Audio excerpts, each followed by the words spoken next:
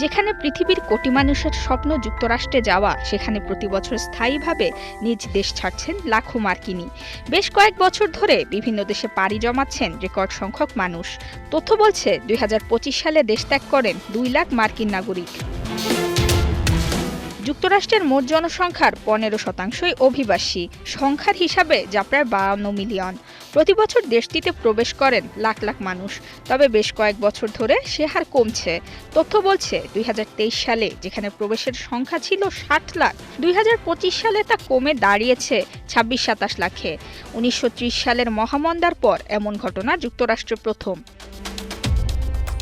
যদিও বিষয়টিকে বেশ ইতিবাচকভাবেই দেখছে ট্রাম্প প্রশাসন। হোয়াইট হাউস বলছে, নতুন অভিবাসী ও ভিসা নীতির ফলে বিপুল পরিমাণে অবৈধ অভিবাসী যুক্তরাষ্ট্র ছেড়ে চলে গেছে। তুলনামূলকভাবে সাশ্রয়ী ও নিরাপদ দেশগুলোতে বসতি গড়ছেন খোদ মার্কিনিরাই। সম্প্রতি যুক্তরাষ্ট্রে বাসস্থান, স্বাস্থ্যসেবা ও শিক্ষার ব্যয় এতটাই আকাশ ছোঁয়া যে মধ্যবিত্ত শ্রেণীও টিকতে হিমশিম খাচ্ছেন।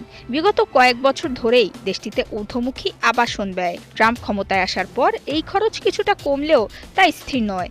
তার উপর ৫% ধনীর কর কমাতে গিয়ে ৯৫% জনগণের উপর কর বাড়িয়েছেন ট্রাম্প। এছাড়া বৃদ্ধ ভাতা, স্বাস্থ্য বীমার মতো বহু সামাজিক উন্নয়ন প্রকল্প স্থগিত করা হয়েছে।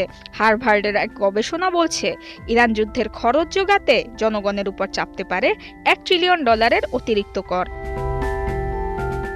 অন্যদিকে আয়ারল্যান্ড, পর্তুগাল, স্পেন বা জার্মানির মতো ইউরোপীয় দেশগুলোতে স্বাস্থ্যসেবা, শিক্ষা ও বাসস্থানের ব্যয় অনেক কম। তাই কম ব্যয়ে জীবনযাত্রার মান বাড়াতে এসব দেশে থিতু হচ্ছেন মার্কিনিরা।